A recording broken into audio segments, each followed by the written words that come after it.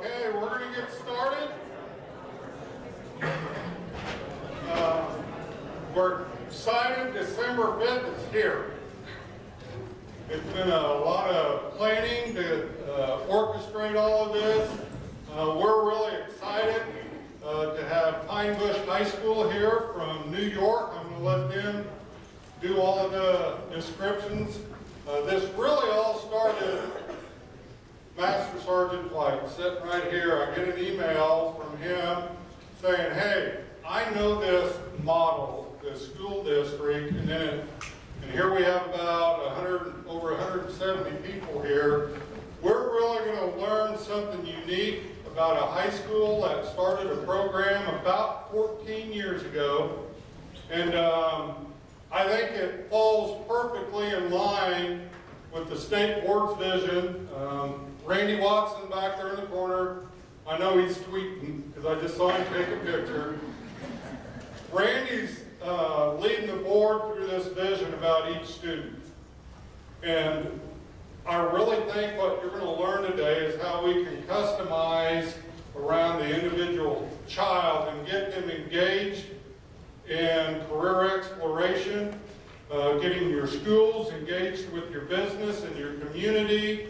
And with that, I don't want to steal their thunder, but as soon as Master Sergeant White plugged me into what they had, I was like, we got to get them to Kansas.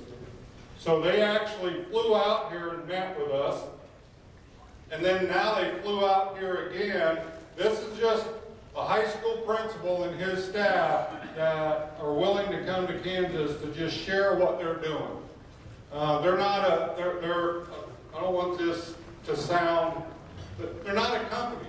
They're not selling anything. They are sharing and giving to you something that they started 14 years ago, and they've built these academies to truly get students engaged with their community and job shadowing, career exploration, and the impact that it's had on their school and their community. So with that, I'm going to introduce the high school principal, Aaron Hopmeyer, and I'm going to turn it over to him.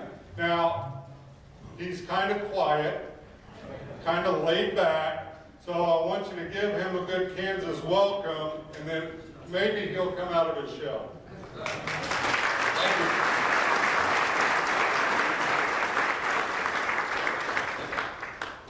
I don't think I'm going to need this, guys. Good morning. Good morning. You guys can hear me in the back? Hopefully, right?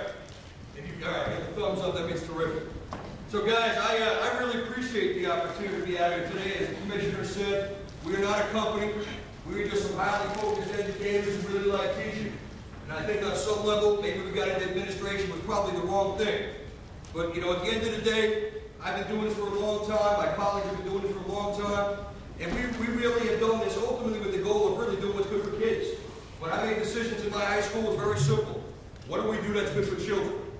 Our goal today is to kind of give you some of those opportunities, and we're going to really spend about the next 5.5 to 6 hours kind of going through these programs and giving Kansas an opportunity, which I really thought was great when I met with the commissioner this past summer. With Kansas being number 2 right now in the country in graduation rates, you guys are looking to overtake Iowa, which I think is absolutely awesome. And over today, you guys are actually going to see 3 levels of our programs, ranging from the summer to the full year to all the alternative programs. With the goal being, at the end of this program, you guys are going to have some great opportunities to go back to your school districts and turnkey some of these opportunities. You want to hit that slide? Who I am. Let me just kind of give you a quick perception of who I am. And going forward, although it says Aaron Hopmeyer up there, in New York we go by nicknames. So when we going forward, make it very simple. The rest of this presentation, HOP, H-O-P. That's how I would prefer to be called. It's very simple. This way we don't have to say Aaron, and half the time I get my name wrong anyway. Hopmeyer. I've been called so many things, it makes it very simple. So as you can see, I'm an Army veteran. I appreciate the service. The Army actually gave me a tremendous opportunity. I was a long-haired 4-year mechanic in the Bronx before I joined the service, and I couldn't afford college, which actually gave me the opportunity to move forward into education when I came out. As you see, I've been a teacher. I've been an administrator for a long time. I've actually did a teacher's college at Columbia University. I did a fellowship. I've actually graduated New York State Future Superintendent Academy, and I realized, quite frankly, I know there's a whole bunch of superintendents in the room that I love doing what I'm doing right on my level.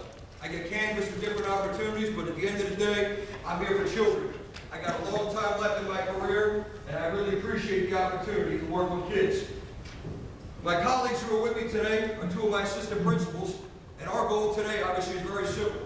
We really want to give you guys a great presentation because this evening, I'm a Jet fan. I'm really going to give all my good energy right now to you because when the Jets lose tonight, you're going to see bitter hot. Right? Brian Lynn is one of my assistant principals. I'm going to get him up here, and then we're going to get started. Good morning, everyone. Good morning. All right, so as you can see, I'm a Navy veteran. So every year, Hopper and I have an Army-Navy bet. And the loser has to do something like sing the other team's flight song on a PA. This year, the loser's going to have to stand in front of the school as the kids get off the bus, hold up a sign that says, hopefully Navy will win. That'll say, Hopper, hold up a sign that'll say, I wasn't smart enough for the Navy, so I had to join the Army. So anyways, you can see I've been teaching for a while. I taught in 4 different schools, 3 public, 1 private. I taught overseas for a year as well, which is a very enriching experience. Civic-minded, I'm involved in my community, and as Hop has mentioned, we presented at many different levels of this program and some others. Some of you may have noticed that early on we took a photograph with your commissioner, and we will use that in a presentation going forward to say that we presented in front of some of Kansas' finest citizens. So that being said, I'll turn it over to Mr. Spinelli, my fellow assistant principal. And just so you know, I was a department chairman for years. And I hired both of these men as social studies teachers about 20-something years ago, and it came back where Hop became an administrator before us, and he had the opportunity to hire us to be part of his team. So, thank you. Good morning, everybody. Good morning. All right, I'm happy to be here today. As it says on the slide, my name is Andre Spinelli. I've been in education for approximately 15, 16 years now, and started out as a social studies teacher. So being here in Topeka, Kansas, I can appreciate the history. Brown versus the Board of Education. I've had a really enjoyable time here walking through. I'm hoping to see some of the sites while I'm here. The other part of that, I coached baseball and soccer for 10 years. Any coaches here today? Anybody that has coached? All right, I feel your pain because I understand exactly how much work that is, and I also understand that it comes with a tremendous amount of pressure. I too have presented at various national, state, and local conferences regarding the Academy program. I am the only non-veteran out of the 3 of us. I, however, have a strong respect for all of our military personnel. So, working with both Brian and Hop for the last, we're going on to 4 years, I have learned a tremendous amount. And one of the biggest things that I have learned, well, 2 things. Number 1, if you make a decision that is good for kids, it is a good decision. Secondly, there is nothing that you cannot achieve if you are willing to work for it and put the time, effort, and energy in. And that comes directly from Aaron, which filtered down to Brian and myself. That is his mantra, that is what he speaks about all the time, and that's pretty much how we do business. So I'm going to turn it back over to Aaron. I will talk to you guys a little later on about my program, which is called the Stars Academy, and a few of the other academies that work in Pine Bush. But for now, I'm going to turn it back over to Hop. Okay. So guys, basically, a lot of people assume New York is just New York City. And I will tell you, the first time, this is my 3rd time in Kansas. This is my first time. I don't want you to think I'm here only for this. I've actually had great opportunities to come out here, and I really appreciate the state. It's a great state. And I'm going to tell you, people are much more friendly here than they are back in New York. So I can see myself in 9 years relocating, certainly away from New York. All right?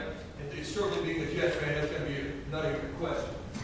So basically, people ask always, where do you work? What does your district look like? Because you know what? We've all been to those conferences. We say, hey, listen, this does not relate to where I am from. So what I want to do today is kind of give you a little bit of a heads up where I work, what my district looks like. Kind of, and then ultimately we're going to show you a video of something we made which really showcases our district. So as you can see, my district has 7 schools, all right?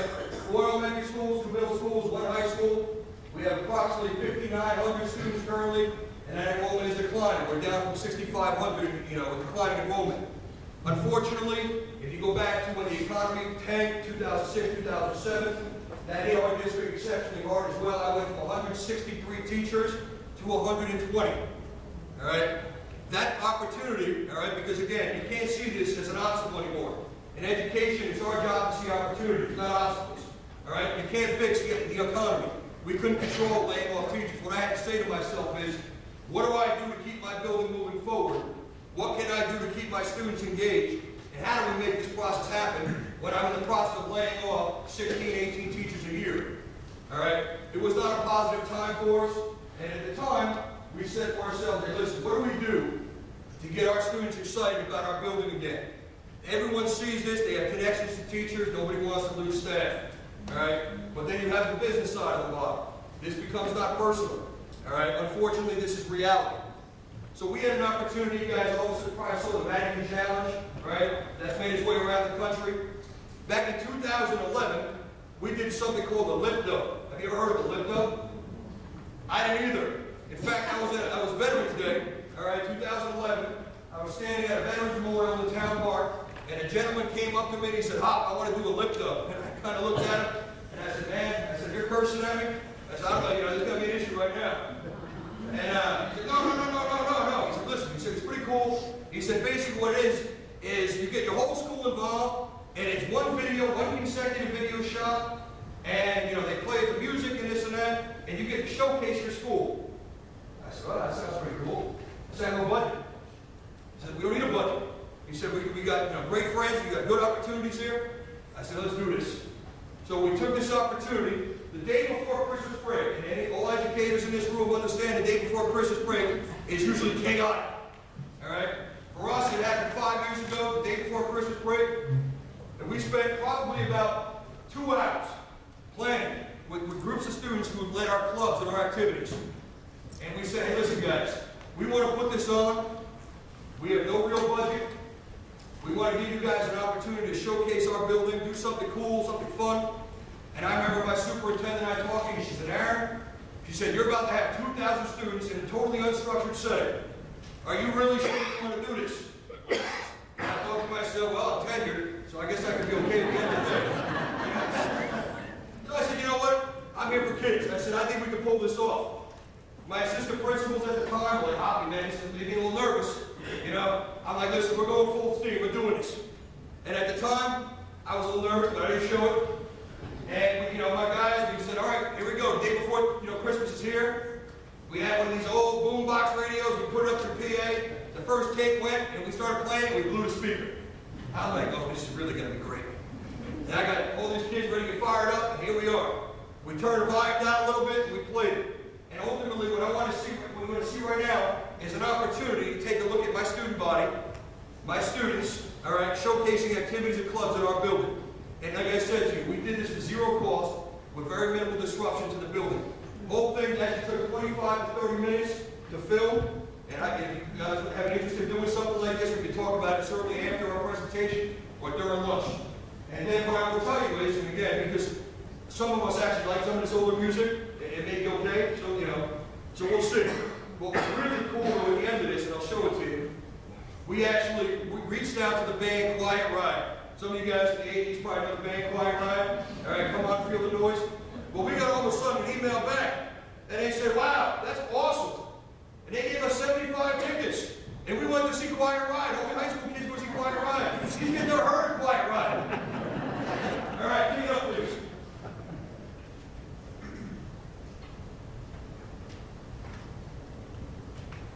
And this was a time, remember when Tim Tebow's in Denver, the whole Tebow thing? Just to kind of put it in perspective.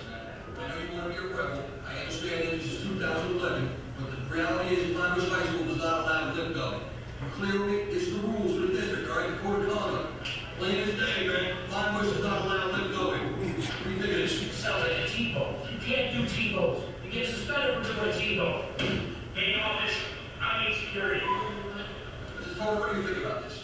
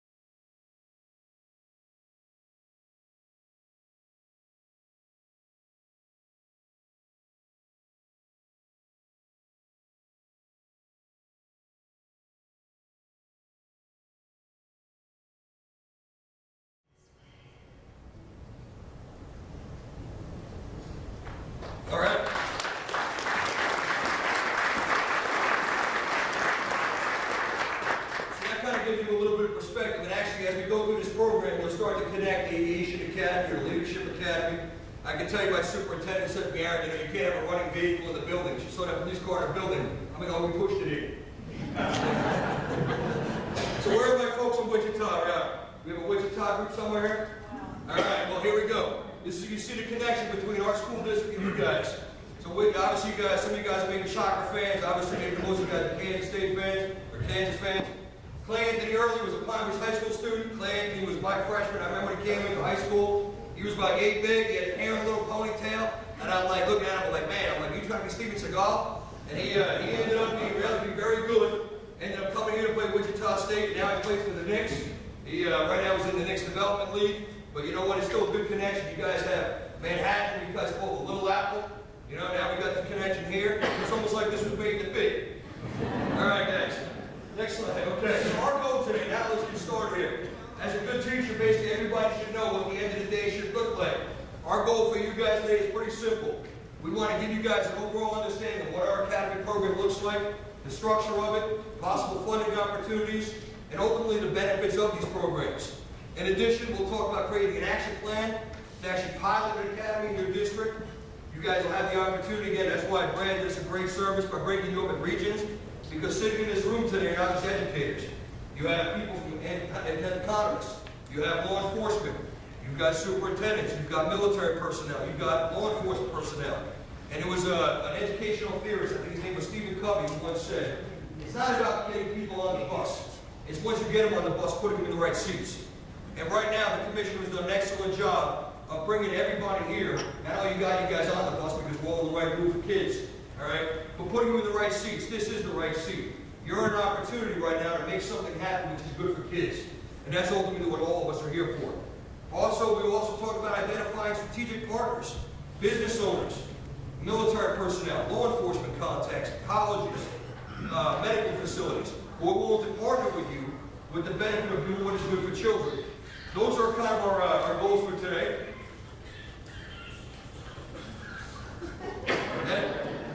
That was awesome.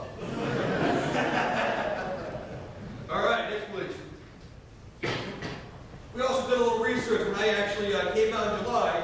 I saw the Kansas 5 R's. Speaking of Brand, I realized the vision. I said, this is awesome. And you know what I do is, anybody who knows good teachers steal. All right? Anybody who's a teacher understands that you can always get better by learning from somebody else. So I took some of these initiatives that you guys had here in Kansas, and I said, hey, listen, how can I bring this back to my district? How can I use some of these same philosophical beliefs to empower my teachers to continue to grow and continue to make our students better? And these are graduation rates, and although we'll never be, obviously, probably as high as Kansas, and when you guys overtake Iowa the next several years, our goal obviously is to continue to grow, and our students make them obviously more college and career ready. So when you talk about relationships, for us it's about strategic partnerships. It's about partnering with people who can give something back to our kids. Everybody knows that a teacher can deliver great instruction, but if you can connect that instruction to students' learning needs, or actually make it relevant to their personal lives, or connect it to college and career interests, they become much more engaged. And that's something we're going to talk about today. Relevance. Well, our goal is obviously to engage kids in real-world applications, job shadowing. We want to give businesses an opportunity to get into the schools, and our students opportunities to get into businesses. And that's what we've been doing for the last 13 years. Academies have a central theme of leadership. Our goal is to promote leadership. We want students to come back into that high school, whether they came from the Summer Academy program, or Excelsior program we talk about, or even Andre Starr's Academy, and we want them to be better citizens. We want them to be civic-minded. We want them to be real leaders. And you know what? Everybody doesn't have to be a leader in terms of standing and delivering, but you can lead in your own way. And that's by doing the right thing and making good decisions. And that's some of the things that we're going to push today as well. Well, obviously rigor is extremely important. We all hear the push from the state ed, whether it be the Kansas State Department of Education, New York State Department of Education, or the Federal Department of Education out of D.C., pushing the Common Core state standards, increased rigor. Some of it makes a tremendous amount of sense to me, some of it really does not. And you know what? We'll leave that for a different conversation. And ultimately, the goal of challenging kids to demonstrate these college career readiness is important. All right? We have tremendous opportunities for kids in that high school, not only for academically successful kids who take college career ready courses, but kids also who are at risk, and giving them opportunities to take engaging courses to build their confidence so that they may be those kids eventually who challenge themselves by taking college level courses in the high school. And if you actually look at the research, when you actually look at kids who actually successfully graduate college in 4 years, they started with a foundation of taking courses in the high school. They found success in the high school, and then they found more success when they went to college. So if you actually look at that research, starting these college and career programs in your high school will actually pay dividends to your students as they look to ultimately graduate in 4 years and not be like myself, still paying student loans many years later. When you talk about results driven, everybody wants to see results. At the end of the day, if you leave here and you can't say, hey, listen, these are some good things that came out of this is something I can implement, and quite frankly, we really didn't do a good job, because at the end of the day, it's all about results in our industry. You need to produce, the commissioners are going to look you to produce, your superintendents are going to look you to produce. Our goal is to help you produce. Well, first we're going to start talking about our summer academy program. In Pine Bush, we use the summer as an opportunity to provide enrichment. All right? Currently, we have over 330 students who came to summer school this past summer with the goal of enrichment. We had 114 who came for remediation, failed classes, had to attend summer school. It used to be one of those stigmas that, oh man, summer school, I would never give up my summer to come back to school. Now it's cool to go to summer school. Thank you. Nobody else want to Well, one thing we talk, our students get to apply, they self-select the academy they want to attend. We actually had sign-up sheets. We used to really go out to the cafeteria and keep the door down and try to give kids opportunities to explain what these academies were. And after all this time now, basically we turn kids away because we have kids who really want to engage in these programs. And when you look at it from my perspective, I have a total right now, I have declining enrollment. We did the lift up around 2,100, about 1,800 kids right now in the high school. When they graduate, the seniors are ineligible. So that 330 students coming to summer school are 9th graders, 10th graders, and 11th graders. Incoming freshmen, they completed their freshman year, incoming sophomores, juniors, seniors, and obviously our seniors that have graduated are ineligible. And we have kids who actually take 3 summer academies, their 9th, 10th, 11th grade summer, and the benefits are tremendous, and that's what we're going to talk about today as well. These kids develop strong leadership skills. They have rigorous and challenging academic curriculum, which engages them in project-based learning, which is something really special. We bring in businesses and community members into our programs. Our programs, as we talk about, we want to develop leaders. We want kids to come back into that class and having some organizational skills, some distributive leadership. They have the ability to teach their peers. When we talk about peer learning, everybody knows peer learning is one of the highest forms of learning. Kids learn much more from their peers, and they quite frankly, a lot of times, they don't even want to hear from us, even how engaging we can be. You give somebody a different conversation, all of a sudden it makes sense. They hear it differently. Our academies will talk about how a culminating event or project. Our Education Academy puts on a huge diversity fair for little elementary school kids. Our Leadership and Law Academy has a formal graduation. Our Performing Arts Academy has a summer stock performance we'll talk about. So at the end of each academy, these kids get an opportunity to showcase what they've done over the course of those 4 weeks, which is awesome. Kids love to demonstrate to you as adults, especially educators or community members. They want to show off. They want you to be proud of them. And ultimately, this gives them that opportunity. For us, we, as I talked to you about budgetary issues, my district gave me $35 grand for the first 3 years of my academy. We had 17 students year 1. It went to 71 year 2, 83 in year 3. And that 35 grand stayed flat now 14 years later. Well, that doesn't work for me. As I told you guys earlier, I don't see obstacles, I see opportunities. So I said, wait a minute. How do we come up with a way to increase our program, because we're growing these academies, and without having the funding support from my district? And it wasn't that my district doesn't support the programs. It's quite frankly and honestly just a real reality of funding and budgetary constraints. You can't lay off teachers and then hire in this capacity. So we found different ways of being creative to fund these programs, which we will talk to you guys about later on as well. One of the greatest things that we did was start what's called a 501c3. A 501c3 is a not-for-profit corporation, all right, which basically gave me the opportunity to run a ton of grants that as a school district we were never eligible for. Because when you're a not-for-profit, you open up a whole bunch of different doors that typical private, public school institutions were never eligible for. So the 501c3 gave me a vehicle to actually fund my programs outside of the district revenue. outside of the district funding stream. So we use that 501c3 today still to fund 6 summer academies, our Excelsior Academies, which we'll talk about, our senior level fieldwork programs. We use it to support Andre's alternative program. We use it to do what's good for kids. And ultimately, that 501c3 has given us the opportunity to write a ton of different grants and bring in significant revenue that allows us to fund these programs well and above outside of our school district's pocket. Actually, Brian, I think you're going to pick up the benefits. So let's go back to that lip dub quickly. That lip dub would not have been possible if we didn't have a summer academy program in place. The summer academy program changed the culture of our building. If we would have tried that lip dub in 2005, it would have failed because the kids would not have taken on responsibility and the excitement to do it right. By having these academies in the summer, we put a cross-section of students together that normally never would have engaged each other. And they built friendships and acquaintances in a way that when they came back to the school in September, the hostility and the tension was significantly reduced.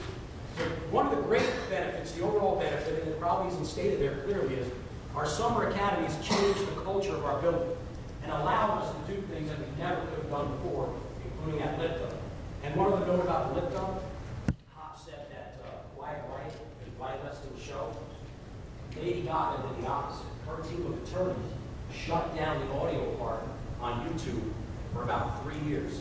So if you pulled that up on YouTube, you could not hear the audio because Lady Gaga said you didn't get permission from us to use her song, so they shut it down. It's actually been opened up again. So 2 different perspectives from 2 different artists about how that worked out. So I want to make one overview real quick. You keep hearing the word term academy, all right? What we're going to talk about today are 3 different tiers of academies. Our summer academies, which reach a cross-section of the school, all the kids, from the kids that are going to Yale to the kids that are going to jail, all right? All the students, our student population we want in our summer academy. The Excelsior Academy that you heard from Hop talk about focuses on our higher achieving students, and that takes place during the school year. Mr. Spinelli's Academy, the Stars Academy, focuses on our lesser skilled and our higher needs students that are at risk of graduation on time. So these 3 academy programs have 3 different goals, but together they make the school a much better place to be. So I'm going to focus on the summer academies now. After that, we'll transition into the Excelsior Academy. So you can all read, obviously, you don't want to read the slides, but you can see that the benefits are vast, all right? The summer slide reduces the summer slide, we're all aware of. Again, it allows students who normally would be with each other to work together as teams, both academic and physical, hands-on, things of that nature. Hop alluded to the fact that we're constantly trying to teach citizenship and leadership. And the one thing that I say to the students all the time is, you do not have to have a title to be a leader. Kids get hung up on the fact that they're not the class president or the treasurer or the captain of the football team and they're not leading. It's not true. So we're constantly instilling in the kids, you can lead yourself first by making good decisions. You can lead others by inspiring them, but you do not have to have a title. Our summer academies offer credits for local high school classes. We try to have a summer academy aligned to each one of our major departments. You'll see as we break them down individually. We also offer college credits for students to earn in our summer academies. So the benefits are vast. It provides opportunities for teachers to do something exciting in the summer. Other than summer school, which is remedial, our summer academies are enriching. Dre, by the way, he's Hop, he's Dre, and I'm B. Lynn. We talked about the nicknames we give you all. Nobody calls me Brian Lynn, they call me B. Lynn, and we call him not Mr. Spinelli, but Dre. So, validation of our program came from this visit from, at one point, the Assistant Secretary of Education, Dr. Thelma Melendez. She came up from D.C., Hop and I picked her up at LaGuardia Airport, drove her up to Pine Ridge, which is about an hour and a half from New York City, and she spent a day with us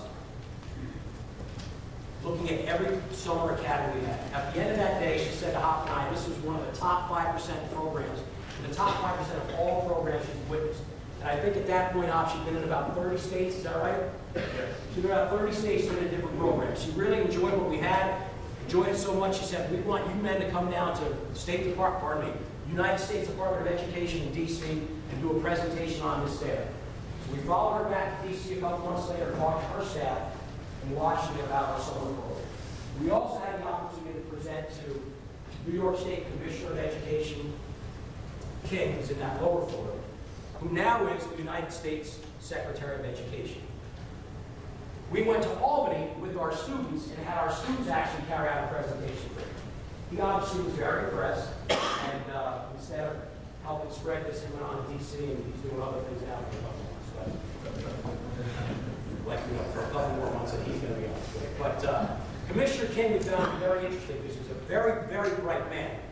But he only had 3 years of teaching experience in a charter school and only 3 years experience as an administrator again in a charter school.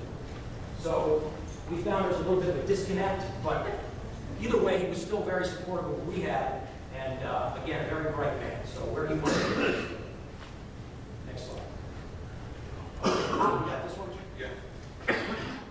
One of the things that people always ask is, you know, if you're a business person, how many people in this room are actually business related? Let's change. How about outside of education? Let's frame it differently. All right. So we got some people in here who can bring a different perspective to the table. Ultimately, people always say, listen, why would I get involved as a business? What does the business bring to the table for students? You know, and recently I was reading an article online, actually Andre sent it to me, from Forbes magazine. It's in your folder right there, and it talks about the need, about what happened, when this shift happened.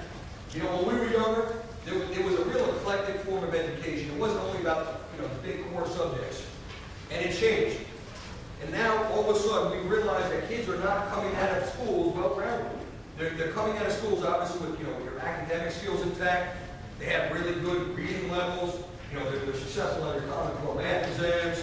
But at the end of the day, what are we doing to educate that whole child? What are we doing to give these kids experiences outside of the regular, traditional academic environment?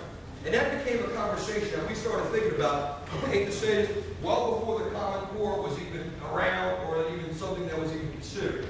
So we thought about this concept of how do we involve businesses in our schools? And we thought about it. So our goal, obviously, when we started this in 2003, was, hey, listen, let's do something to engage students. Let's do something different. We talk about engaging the whole child. And again, you know what? We can infuse reading and writing and math through all of our programs, and you will kind of see it today. Our Aviation Academy lines with math, our Leadership and Law Academy lines with social studies, our performing arts, obviously in the arts, and you'll see those connections. But then we said, all right, how do we bring businesses more into these kids? How do we get kids job shadowing, civic opportunities to be part of our community, bring our community into our schools? And then we realized that once we started doing this, it became contagious. We had more businesses, we had more guest speakers, we had more opportunities that we could do. It got to the point that we were actually able to start selecting as opposed to starting to taking everybody. We knew we had certain people who were really pretty dry presenters, and we got those guys quick, fast, in a hurry out of the way, because then we had some really high-speed engaging presenters who came in and got kids motivated and fired up. And that was our goal. We wanted kids to really become excited about learning. And how do we do that? We brought businesses to the classroom. When you talk about the Law Academy, imagine learning about the constitutional right to search and seizure from a police officer who talks to you right then and there about it and says, hey, listen, guys, you're pulled over. Can I search your car? And engaging in that conversation. It brings a very different perspective to teaching that conversation than if it is just your regular high school social studies teacher. We collaborate with schools. These business owners collaborate with us to create curriculum, to create meaningful experiences. What a novel idea. As educators, we typically close our doors and we are the master of our domain. That is something that's very different in our district. We like to bring in outside people. We want to open up our doors, give kids more opportunities, different experiences. And that's what we try to do with all of our programs.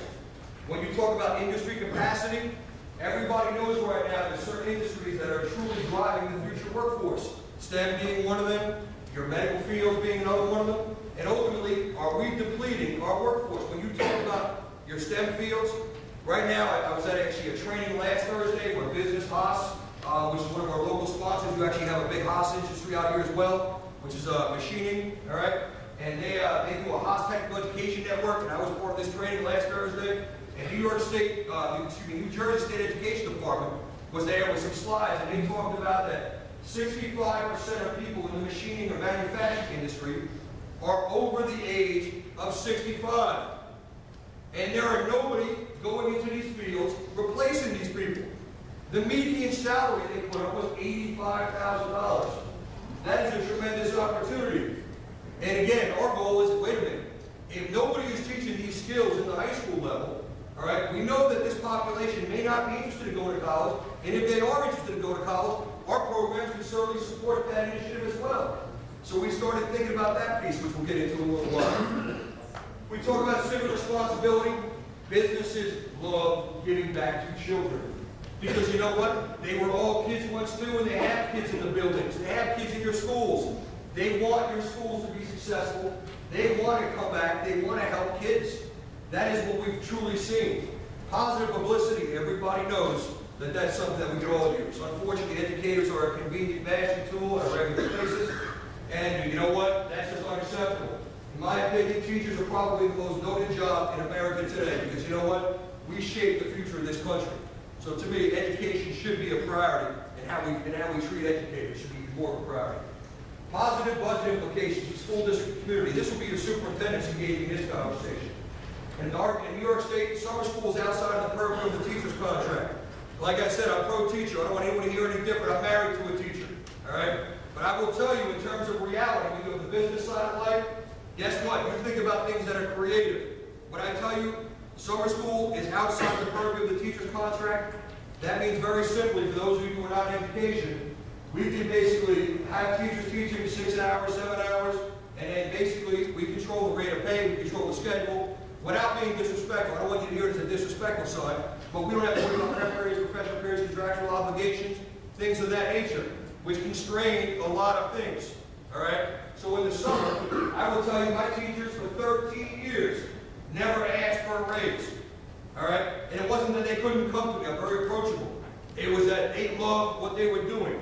And 2 years ago, when we gave them a raise, it wasn't like they asked for it. It was just something we were able to fund. All right? That's a great opportunity. Go ahead, please. Myself and one of my middle school principals, we actually received this. This is a trailer.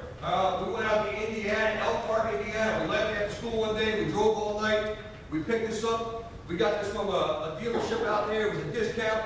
And because they wanted to, do what was right by kids, they wanted to support our program, which we'll talk about in a little while, which is a motorcycle program. They gave us this trailer. We went out there, we picked it up, and we use it now as a mobile classroom. You can actually see on the side of the trailer some of our different sponsors, ranging from Victory Motorcycle, Farrow, the United States Army, Helping the Horsepower, the Haas Foundation, Local Attorney, Geico, Clockworks out of South Dakota. So our partnerships are not from New York even. A good number of them are from across the country, which is what's awesome. I hope we leave here today with Kansas somewhere on there. Because somebody in this room is going to say, hey, Hoppy, listen, I got a great idea. And I'm going to be like, listen, let's work together.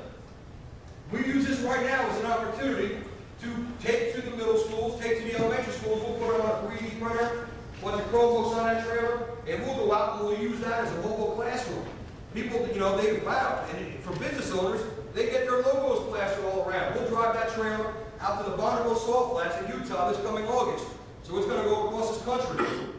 Again, what an opportunity. And again, thinking creatively outside the box. We have space constraints in our high school. This gives us an opportunity to have a mobile classroom that we can actually take all over the place. And elementary school kids love being taught by high school kids. All right? And our high school academies, one of which being education, they love doing lessons for kids. It's a great opportunity to give back to our community.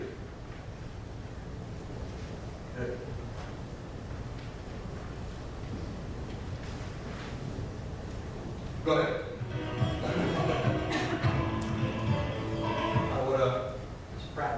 Okay. Once you get to square away, the next slide talks about we have a partnership with Pratt Whitney. I know that Kansas has a big aviation industry. Pratt Whitney is a local. They have a footprint in our district. They have headquarters in Connecticut. But Pratt Whitney makes basically aerospace engineering. They make all of your local big engines for your jet engines. And you know what? What they did was they partnered with our aviation academy. They made this video this summer in a partnership to send out to all of their companies worldwide because they wanted to showcase this relationship they had with our aviation academy. I got an email probably about a month ago. This video came out this July.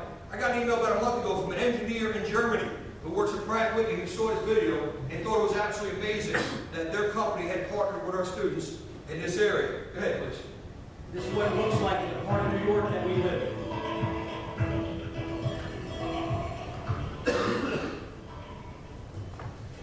Summer break usually flies by for most teenagers, and that is especially true at Pine Bush High School in New York's Hudson Valley. These students likely feel like they never left. That's because Pine Bush offers career-focused summer academies.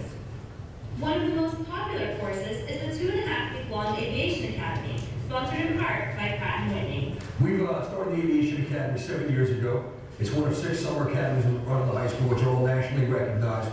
We partnered with Pratt & Whitney approximately 3 years ago. So it did for us was give us an opportunity to expand our strategic partnerships and to include Pratt & Whitney, which really gives our kids an opportunity to be prepared for college. At the Academy, students study the math and physics behind aviation, learn how to pilot gliders, and take educational field trips, including a stop at Pratt & Whitney's Advanced Coding Technology facility in Middletown, New York. I think it's fabulous when the students come in because they get to see their enthusiasm, which kind of gets me pumped again for what we do, because you get those fresh set of eyes that come in and see what we do, and it's like, you know, what we do is pretty cool. It's easy to see why many students leave the Academy with a lifelong appreciation for aviation, with some even choosing to pursue careers in the field. After I took this academy, I decided I want to do something aviation. I like flying, but I see it more as a hobby than a career. So now, this August, I will be starting school at Embry-Riddle, Daytona Beach, and going for my bachelor's in aerospace engineering. So all these kids really right now are a part of something really special. And when you have these companies that are willing to give back and really support our kids, it's why this country is what it is. And you know what, to be part of a company like Pratt & Whitney, aeronautical engineering, and you know, and that's what we need to do at our high school, get STEM programs going, give our kids opportunities and experiences. That's awesome.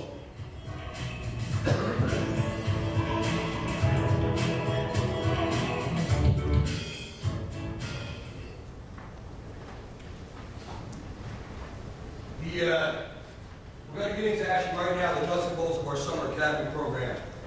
2003, I was a brand new hire at Pine Bush.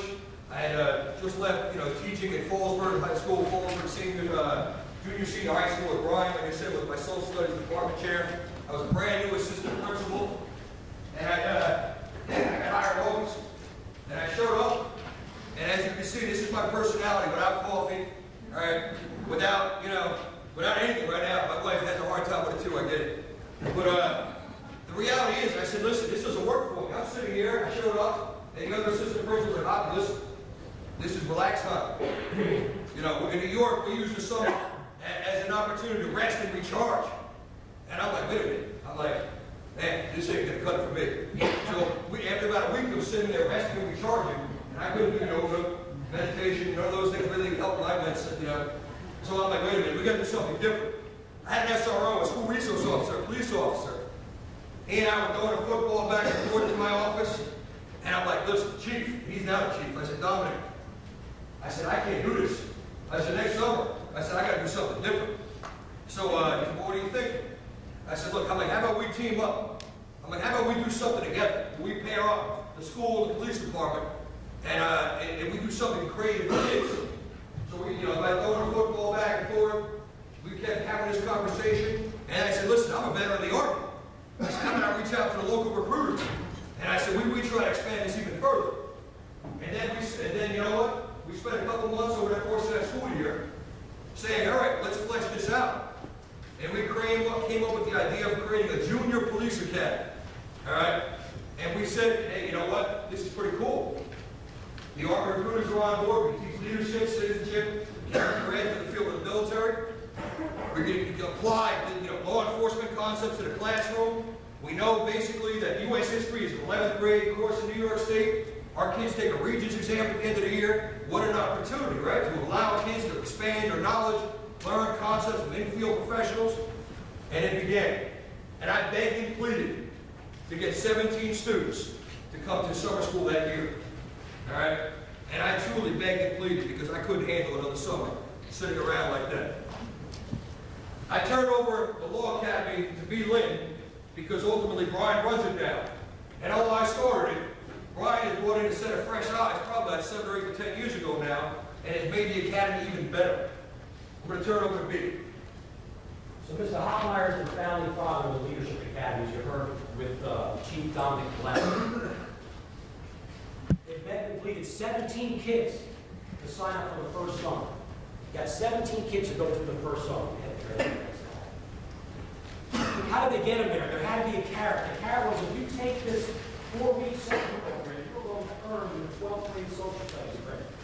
So that's the way to get kids excited. Wait a second, if I show up for some summertime, not summer school remediation, but enrichment, I can get a whole social studies credit out of the way to open up my senior year for either more electives, or an early work release, or a late arrival. That was the carrot that got me 17 kids in. You're going to see how it grew to a cap of about 150 over the next few years. Who teaches the Summer Leadership and Law Academy? I have 6 certified New York State teachers, 5 of whom are social studies teachers, 1 is a special educator. But the difference is the United States Army, with highly motivated NCOs, and the Town of Crawford Police Department, which is our local police department. That partnership makes this a unique experience. Without the Army, without the police department, it would simply be summer school in a uniform. It's basically the month of July, and it ends with a graduation ceremony, which is our culminating event. Okay, check this out. So, as I stated earlier, 17 students when HOP started. Now we're always around 150. A couple years ago, we had a big 165 group. This now is still competing with 4 additional summer academies. For a long time, the Leadership Academy was the only game in town. But because of its success, HOP was able to hand that to me and then create some other summer academies. Each one you're going to hear about this morning. Okay, check this.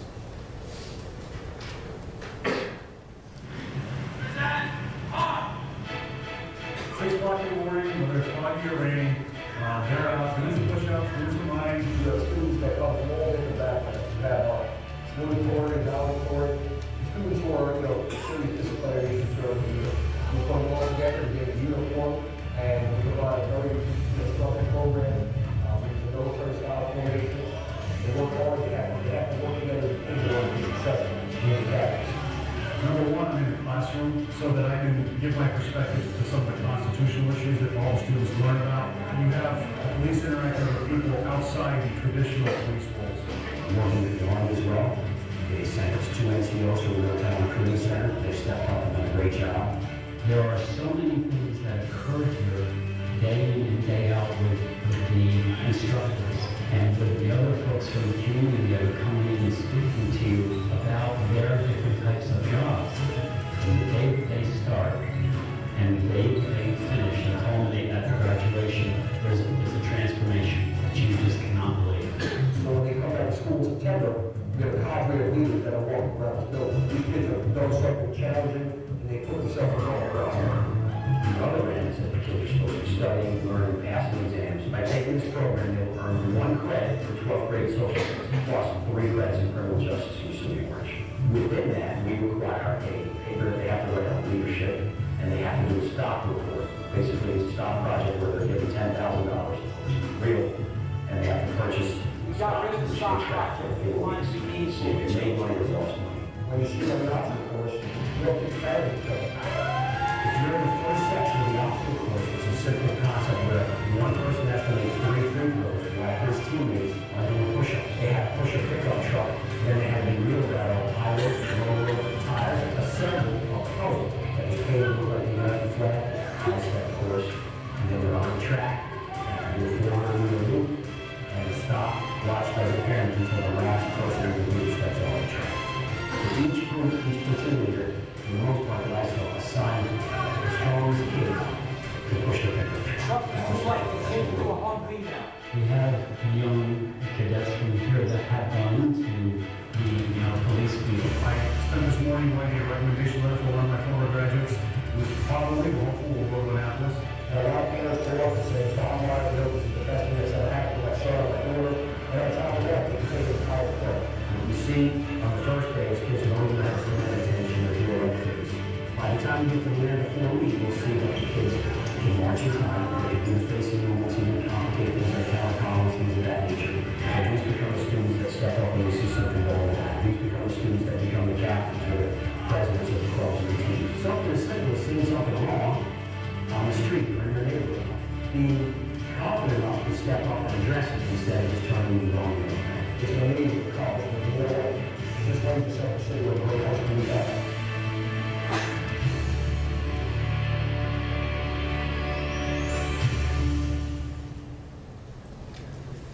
So again, it's all about partnerships, and you're going to hear this as the day goes on. Partnerships are very important, but the big thing about partnerships is you have to leave your ego at the door. If I let the Army take over, it would be boot camp. It would drive a lot of kids away. If it was just a school department, it was just the school district that did it, it wouldn't be meaningful. If we let the police department have it, it would become a police academy. There's got to be balance to keep all the partners with one thing in mind, and that's what's best for kids. Okay, so we're going to try to give you a little bit of a structure, right? So the Leadership and Law Academy is based on a military-style format, right? There's a chain of command, top at the top, chain of command, then there's myself, the academy director. We have adults that are in charge, usually 2 police officers, usually 1 or 2 NCOs from the United States Army, and then my teaching staff. We also will hire, to keep continuity, former graduates of the program. If you went through the program in 9th and 10th grade, you can apply to be an instructional assistant. Once you graduate, you become a paid instructional assistant, who then we have student leadership with them. Then below the instructional assistants are the actual students who take leadership roles. We have a commanding officer student, we have an executive officer student. And then it's broken into 5 classes, which we call platoons. The first platoon is always our college class. And in each platoon, there's obviously a platoon leader who we call a platoon sergeant, and then there are 4 squads. Each squad has a squad leader. And we make the kids be accountable for the young men and women in their squad, for the young men and women in their platoon, and the company commander students in charge of the whole company. We try to rotate the kids out of those leadership positions so they all get a chance to be in a position to lead, which is very challenging for them. One thing that we like to do is try to tell the kids, this summer is a chance to find your voice. This is an opportunity for you to step up. Don't be afraid to make mistakes. The chain of command is something that works very well. It also gives the kids a chance to understand this is how the military works, this is how life works, this is how jobs work. I'm going to have to report to people. People are going to have to report to me. So again, it's not just plain summer school where kids are walking into class. There's a structure that they have to adhere to. We have what I refer to as the plan of the day. Every day when the students show up, there's a schedule posted on the board. They're responsible to know where their platoon is supposed to be and when. We don't read it out loud to kids. They have to look at this. They have to know where they're supposed to be. Each platoon leader of each class is responsible to make sure that his group of students are where they're supposed to be when. We have 6 one-hour instructional blocks. So for 6 different sections, they're going to be with a guest speaker. It could be an FBI agent. It could be their old Irish social studies teacher, talk about the Constitution or the Bill of Rights. It could be doing drill and ceremony, where the NCOs from the U.S. Army are out on the parade ground teaching the kids how to march, teaching the kids to do teamwork. It could be a physical event where you're doing an obstacle course, working as teams. So over those 6 hours of instructional blocks, it varies where they are, they're responsible to know where they have to be. I've only given you a small sample because that's usually set up for 5 groups, but it would be too difficult to read. Okay, the summer is laid out, and they also see the summer calendar where it tells them who's coming on what day. Each one of those over the front small tells you what guest speaker or what activity is going to happen that day. So the students and the teachers have an idea of where we're starting and where we're going to end. We have a myriad of guest speakers, all right? The name on the top is a 3-star general, Tony Costa. He's been the commanding general of the Army Corps of Engineers. He's the commanding general of USAREC, which is the Army recruiting wing. He was also, I believe, the deputy vice chairman of the Joint Chiefs of Staff. He recently retired. We also have, as you can see, everybody from the DEA to our local congresspeople. They'll give you whatever they can. I'm the phone with the congressman, you can come and speak to the kids. How much time do you give? I can only give you an hour. So now I'll put all 150 kids in the auditorium at the cafeteria for the congressman for 1 hour. If you can give me a whole day, which works even better, we will present each group one at a time, which is obviously more meaningful, right? So we have everybody from local senators. We have business people that come in, because in New York State, 12th grade social studies is civics and economics. And I'll be the first to admit this is where we're a little weak on the economic part, so we'll always try to make it better. We made some kids about marketing and sponsorship. Have a connection with the guy that works for the PGA. We have him come in and talk about the business end of sports and the business end of professional golf. So instead of an economics teacher talking to the kids about these things, we try to bring people that live it. And this is another example of career exploration group experts in the field. We have a program we run through our local credit union called Reality Checks and Balances, where the kids come in, they pick a job. They want to be police officers. Police officers pay $50,000 a year. Here are all your bills. They go to 13 different stations: car payment, rent, furniture, gasoline, gas bill, whatever. At the end of going around and trying to pay all those bills every month, we try to make sure the kids have at least $500 left. If they don't, start again. Redo your budget. So these are some of the things that happen in those 4 weeks in the summer. Next slide, please. I have to take this moment to say something. I'm proud of myself, all right? I'm proud of my service. Go back on that. I mentioned before that the Leadership Academy would simply be summer school in uniform if it wasn't for our partners, right? There's a man in this room that helped bring our Leadership Academy to an entire other level. I've worked with a lot of Marines in my life, a ton of sailors, and some soldiers. But the gentleman I'm going to introduce now is one of America's absolute finest, and I'm proud to introduce Master Sergeant Shane White.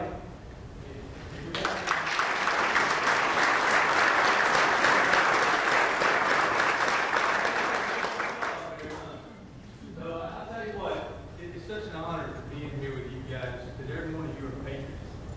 I used to think just because I wore an American flag on my right shoulder for the last 19 years that I was a patriot. But as I grew up in the United States Army, I got introduced to some really, really great men and that cared about our kids. As I progressed throughout my career, I'm currently serving as a DES Operations Sergeant Major for Fort Riley. I'm a big man, one soldier, but I look back, my children are about to go into middle school, and I got one that's about to be in 4th grade. And I always tell my wife, I'm like, man, you guys have sacrificed your entire, their lives and your life in supporting me. And now that my career comes to an end in the United States Army, I want my kids to have something truly special. Really, really special. And if you take what these men have to offer you, you'll find something special happens in your communities. I know we've all seen Mayberry. Most of us have seen that town Mayberry, and I think Body crap like that. That's really what exists here. From me taking a high school kid into a recruiting station, this had nothing to do with recruiting, by the way. I didn't try one time to put people in the Army. Did they join the Army? Yes. But I'm going to tell you what I did. I had resources, whether it be the United States Military Academy, we put them on a high school football field down there. I would take kids that were displaced. Because in his district, he'll have some homes that are $500,000, $600,000. And I would go visit kids that live in a trailer behind their grandparents' house. And some of those kids, they couldn't study.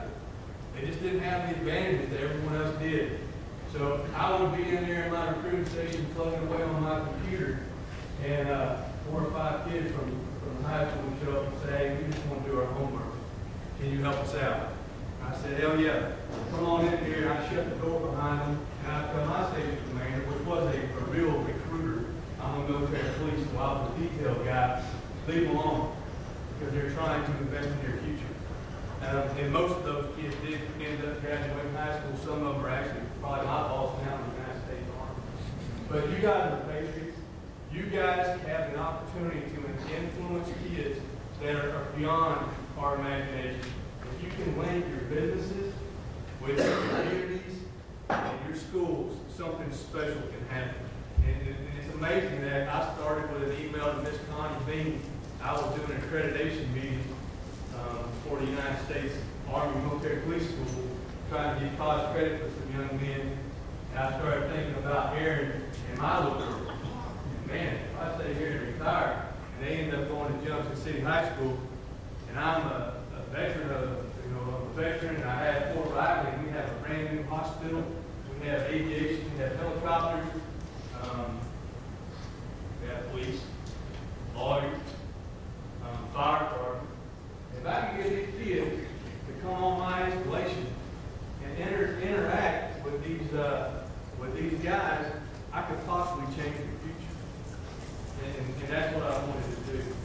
So Miss Connie linked me up with Brad, through email, and I went up there and I told him, man, I care about kids. Y'all are patriots, we're all patriots. I want my kids to grow up and have something special, because I see it exist in the community, and it can exist in our community, in our state. It's beyond my wildest dreams that I'd be sitting here with a room full of great Americans. And I just want to thank you for the opportunity to come, for me to come out here, and thank you for the time you're spending to come out here to learn about these programs. And I strongly encourage you guys to get with Aaron and Brian and his crew and bring these academies to your kids, because they deserve the finest that America has to offer. And this is probably where it starts. Yes? Have a great freaking rest of your day.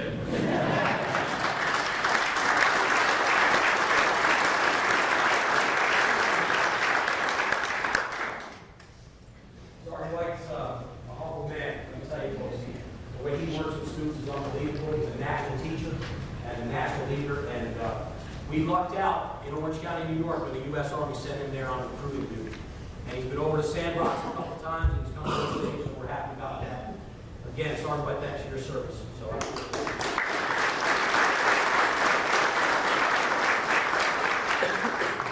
right, so what are some of the tangible results of the Leadership Academy and the Academy program in general? These are really important facts. In 2005, 2006, at Pine Ridge High School, we had over 150 fights. That's about a fight a day, which meant the administrators were spending all their time dealing with discipline and suspending kids. Our radios went off every minute. You couldn't get through a 30-minute meeting without the radio going off. You have to deal with some crisis somewhere. So, as the academies rolled forward and we got more kids involved in Richmond, you can see what our stat was for last year. We had 10 fights in our building last year. These are direct results of not just the academy program, a big part of the academy program, but things like student enrollment going down and some other programs that we've done as well. Look at the discipline referrals on the bottom. We spent all our time doing discipline 10 years ago. 8,000 referrals. Kids come to class left and right, insubordination, rude, discourteous behavior, leave the building without permission, you name it, you deal with it. We cut that less than half. And we're not playing with the numbers to make this happen. This is real. We were even shocked when we started looking at the numbers to see the reduction. And then day to day, we started saying to each other, holy cow, we just got through an hour meeting without being interrupted. This is unbelievable. What's happening here? So these are results that you can get for bringing programs like this. And I know that the national average, I believe, for graduation rate is 82%. We were less than that when we started these programs. We were well above that. So tangible results, there they are. And there are lots of little things that you can't measure, like kids picking garbage up in the hallways, or less graffiti in the building, or students being kind to each other. Now, trust me, we still have problems. We still have some germs. We still have some issues like that. But we spend far less time on discipline now than we did years ago. And there's no question it's a result of our academy program. Just some slides that show the partnerships we have. This is the New York State Environmental Police. They bring their canine in. They do a canine training where the kids get to see how the canine can track whether it's a game that was shot illegally or munitions that were fired in an unsafe area. We also bring in canines from the regular state police as well. And the students get to actually see how it works. They get to pet the dog. After this, you get a lot of kids that will say, man, I want to work with dogs. I want to be a canine officer. We never thought about it before. Again, a lot of this stuff is exposure to careers that kids never would have had an opportunity to see. Go ahead, Jerry. One thing that I want to emphasize, though, is an academic program. You see lots of slides of kids doing teamwork, outside, sweating. But if they don't pass their test, if they don't turn in their homework, they fail in class, they don't get the credit, they don't get to graduate. So it's academics first, that's something that we always emphasize. Try and earn that 12th grade social studies. We have, at our standards, they have to sign a contract for conduct and academics. Our standards are very high. We give you 2 strikes. If you miss a deadline on paper, the first time you'll have a chance to make it up. If you miss a second deadline, you're out. We only have 4 weeks to cover what essentially is a year's worth of curriculum. And we're trying to show the kids this is not regular school, right? We're not going to keep giving you second chances. We want you here, but we're going to hold you to another standard. And that comes with the help of the Army and with the police department. Again, Army, bring their resources. This is a climb wall, which is great, but they also bring what they refer to as a national asset every summer, which could be a massive trailer full of simulators. It could be flying a helicopter or firing certain weapons, giving kids exposure to different careers in the military as well. And Sergeant White made it very clear, the Army's not there to recruit, but the truth is they don't have to, because the kids get so excited and fired up about the military, they take an interest that may lead them to contact the recruiter directly. There. Teamwork, always building things that have to be physical and work as a group. That tractor tire, we had to get rid of that because one day we had a terrible injury where the students fell and one boy crashed into a boy below him and his knee went right into the other boy's eye socket and lost his eyesight. So we learned as we go. And we learned the tire. So we do the Army PT test also. The first day of the academy, the kids have to do as many push-ups as possible in 60 seconds, as many sit-ups as possible in 60 seconds. And they have to do an 800-meter run, which is time. We chart all that data. On the last day of the academy, we do it again. And we obviously, in almost every case, see significant improvement for all kids. We never look for perfection, but we look for effort. We're always looking for the kids to do their best. This is an example of one of the staff, one of our teachers, having push-ups for a kid, showing a proper technique. Just a side note, that man also is our swim coach. Won 5 section championships in a row, and his swimmers have 2 universal state records, which we're very proud of. Okay, next slide.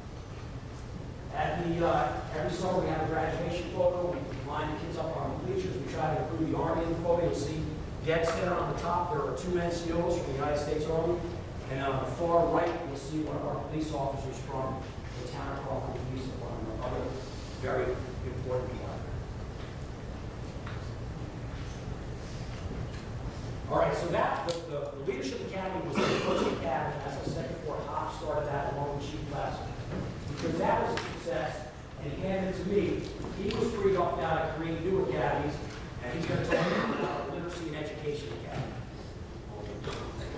One of the things you noticed in that last slide, go back to the last slide, you notice all the kids are wearing a uniform. One of the things I realized, if you give a kid a t-shirt, I gotta tell you, if you give me a t-shirt, I can have it. You know what I'm saying? So the kids basically give them a t-shirt. We tell them, hey listen, what day of the week it is what color pants you wear, either blue shorts or khaki pants. All right? And that same, that same idea, that same concept flows to all of our academies. So Brian's going to represent right now, he's like our fan of white right here. There you go. So this is just our Leadership Academy shirt. Each academy has a different colored shirt, right? So the kids wear these, by the way, so the Leadership Academy start and end of the day, every day with a formation, with a military style formation. The kids are in a company structure in their platoons, they report out as if they're real soldiers. We take attendance from the military style doing it, and then the plan of the day, although it's not given specifically, the kids are told some of the basic things are going to happen. If you're out of uniform, you have to come up with push-ups. We have an Army integrity check every morning. If you were late, didn't run, by the way, the kids can't walk to class. They have to run to every event. There's no walking with the Leadership Academy. So, unless you have a hearing match, that makes it so you're supposed to have to suspend a couple times. So that is the structure. Just let me say this before you go back up. Kids respond to structure. As much as they say they don't like it, and as much as they want to rebel against it, they respond to structure. The number one comment we get from students at the end of every summer when we say, what can we do to make this better? What we hear most often is, make it longer. Sergeant White just reminded me, Miss PT, every morning we start at 0600 with physical training that's led by the Army NCOs. So the kids get the opportunity to get better physically, mentally, and also it sets them up to have more success in the day because based on the structure of PT, the way they carry it out in the Army, it helps them get through the day with all the other drill and ceremony things they have to do with the Army. And that PT at 6 a.m. is extra credit. So you can see kids literally riding their bikes to school. You get parents who have to get dragged out of bed early because their kid wants to show up at 6 a.m. And you know what, at first it seemed like a bother. But I got to tell you, when you started seeing that 150 kids, 40 kids showing up at 6 a.m., and I will tell you as a high school principal, getting 40 kids, like to show up at 6 a.m., I think to myself, getting 1,870 to show up at 7:30. You know, like, I mean, it was pretty impressive. Now, you know, so one of the things that the uniform, this T-shirt, we call it a uniform, did, was it took away the have and the have-nots. All right, everybody's now equal. All right, because unfortunately, you know, as Sarah White referred to, we have some really high-end, you know, families in our district, and we have 39% of our students receive free or reduced lunch. And we have some students who are, you know, truly have rural poverty, and we have urban poverty. I will tell you, in my opinion, rural poverty is worse. We have kids with dirt floors that are showering in the streams. We have kids who are, you know, coming from affluent people, and they're driving to school in a BMW. You put everybody together in the summer, and you give them a T-shirt and a quasi-uniform, and all of a sudden, we're all the same. And then what happens is you start to see these cliques break down. So instead of, you know, like you have your typical high school setting, you know, you have everyone breaks up less into cliques and different groups. That all goes away, because now, guess what? You're forced to work with people that you've never met before. You're now engaging in supporting people who are part of your squad, part of your team. And ultimately, a lot of times, these are kids that they've never socialized with. So now when they come back to school, back in September, you've now met a whole bunch of new people. You've now worked with a whole bunch of new people, some of which are better or worse than you are. And you get to experience, hey, wait a minute, you know what? I can learn from this person. Or you know what? I can help this person teach. Or I can work with them as a peer tutor. Or get someone like Sergeant White, who's a leader in the community, who says, hey, listen, you know what? Come work in my shop. Come work in my office. I will help support you. And that's when we started to realize what's happening. So if you click, Andre, to the next slide, I actually had a meeting at SUNY New Paltz. SUNY New Paltz is one of the leaders in New York State in terms of educational colleges or grade school. Some people actually refer to them as Harvard or Hudson. And ultimately, I was meeting with the dean, and he said, Aaron, listen. He said, I got this grant, and I can't spend it. He said, I have a grant to bring diversity into education, to try to get more minorities into teaching. And I said to myself, boy, what an awesome opportunity. You know, I have a population of 1,860. We have 40% of our student body who is, you know, obviously non-white. And I look at my teaching faculty, and I got to tell you, it doesn't reflect my population. And he said, Hoppy, listen. He said, how about we work together? I said, all right, I'm totally interested in that conversation. So we engaged in this conversation, and we created a partnership. That was our first partnership with a college, with SUNY New Paltz, with the goal being that we were going to create an education academy. As I started with today, teachers to me are the foundation of what this country is. Basically, all teaching and learning happens in that classroom. It's not happening in my office. So it's my job as an administrator to support teachers. So I said, okay, Bob Michael was the dean. I said, how do we make this happen? I said, what do we do? And he said, well, he said, I got the money. He said, I got the seed money to start this program. I said, I got some high-speed teachers. I'd love to empower my teachers to take risks, and when they take risks, I'm going to be there to support them. So the first person I empowered was my wife. All right? And Lord knows, taking that risk was really kind of questionable in mine. So I said, hey, Melissa, listen, I really want to do something cool about education. She at the time was a secondary and mentor in my high school, in my district. And we said, listen, you know what? Why don't we do something to empower young people to get into education? Because you know what? At the time when we started this, all right, it was a time when, you know, obviously budget cuts were happening, educators were getting laid off, and a lot of my teachers were saying, Hoppy, listen, why would you encourage people to go into teaching? And I said, because it's what's right for kids. You know, at the end of the day, it's really that simple. You know what, I am truly, you know, blessed by working with my faculty. I'm not going to kid you. The grass isn't greener on the other side. I believe that honestly. And what I realized is, by creating these programs, it changed the whole culture of my high school. Because teachers started teaching differently. They started, instead of just doing, you know, basic lessons and talking at kids, like I'm doing with you guys, unfortunately. You know? Yeah, that's great. But it gave us an opportunity to do things differently. So we started the Education Academy, and again, with the goal of training a whole bunch of our kids, when they graduate our high school, to come back and actually work either in our district, or ultimately come back and support our district. Because you know what? College is a very expensive way to determine whether or not you become a doctor, or a teacher, or a lawyer, etc. And I'll tell you a story about that in a little while. Go ahead, please. So we created the Education Academy with the goal to get them, imply and give the kids an opportunity to come back and become teachers. So we said, listen, how do we align this with the goal of increasing the diversity piece in our educational system? And I got to tell you, I hate to say it, but look today in our country, we couldn't be more divided now than ever. And you know what? That conversation really translates to kids, because kids are the ultimate front line in this conversation. They hear the news, they see the news, they see these elections, they hear the ads go back and forth, they try to make sense of it. And I will tell you, in my high school, after the election this past November, I had kids coming to me crying, truly devastated, because, what they thought was going to happen. I had Mexican students saying, is it true that, I'm going to be deported? I had LGBTQ students crying, really concerned about what's going to happen now. I said to myself, you know what? This is unacceptable. All right, these are kids. They shouldn't be put in the middle of adult problems. What we want to do is continue to give kids opportunities to explore and make decisions that are good, and ultimately give them opportunities so they realize, hey, you know what? Diversity makes us stronger, makes us better. So when we started this program in 2008, obviously this wasn't even a conversation. We did again, 17 school days, total of 108 hours. In New York State, we require 90 hours of instruction to get a credit, a high school credit. If you look at actual colleges, they require 45 hours for 3 college credits. So we've well surpassed the hourly requirement in order to succeed not only for an academic credit, but then we said, how do we tie this to a college partnership? So with New Paltz being on board, they said, listen, we have a course called Diversity in Education, Multiple Voices. And what they come in the conversation wasn't about race. It was about true diversity. It's teaching students with disabilities, all right? Doing something different, looking at aging, all right? We did touch about tough topics, all right? LGBTQ, which is now something that was before that. We talked about homosexuality. We talked about different familial relationships. Things that, quite frankly, were kind of taboo in schools, all right? And again, we give kids opportunities to engage in discussions because these kids will be in front of you someday. They will be in your classrooms. And you have to understand that, a special education student doesn't mean speak louder and slower, all right? It means do something different. So what we did was we created this academy, and we gave our kids 3 college credits from SUNY New Paltz with the goal of teaching diversity. Kids who actually enjoyed the program came back the next summer and got additional college credits for field work and education. They learned, obviously, your basic skills, your 10-step lesson plan, modalities. We'll say the philosophical beliefs of educators. Certain processes were really pushed on these kids in terms of learning modality.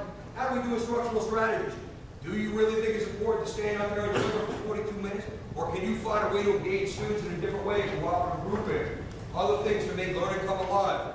And ultimately, these students then put on, we talked about a culminating activity, they put on a diversity fair. We had 300 elementary school camp kids who came to the high school in the summer for this high school student diversity fair that was put on by Education Academy kids.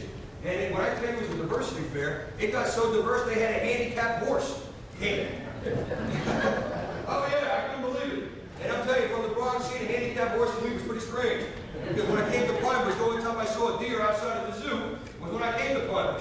So it was a little culture shock for me too to see these things. So again, this was an opportunity for kids to demonstrate what they had learned over the summer. Go ahead, please. So this is a video, kind of gives it to you a heads up.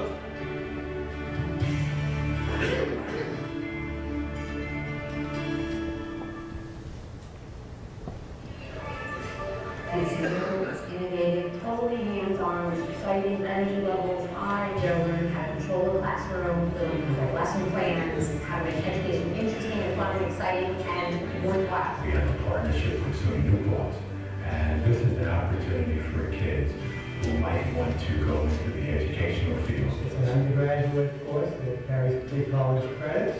We think that it's a course that will be very beneficial to students who are considering going into education as a career. The students are preparing 1 high school lesson plan and 1 elementary school lesson plan. Our students actually went into the summer school classes and taught a 90-minute lesson. They actually went in as the classroom teacher, but their lessons were outstanding and the feedback they got in the lessons was absolutely outstanding. Our mission statement, Created by the Kid, is to accept, appreciate, and make others aware of diversity. And what they are doing is educating the kids on what diversity really is. The whole concept of diversity and teaching to a diverse culture is something as educators that we have to become more knowledgeable about, and now we're training our own students to be knowledgeable about that. The diversity fair is the biggest event that we could possibly put together. Picture a regular small town community fair. So we have a group that is going to be dealing with ageism, stereotyping race, gender, alternative lifestyles, poverty.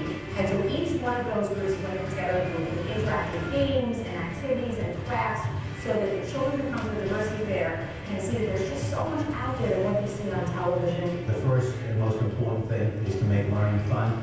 So I think that this is a positive opportunity for our children to become lifelong learners. It's just exciting to see them, to interact with students in a different way. They would have a coffee with them and to talk with them like adults about issues that we educators deal with. All from the front, the best thing I can tell you about helping one of these families, you truly will have an unbelievable educational experience, and you will not realize how much fun work is.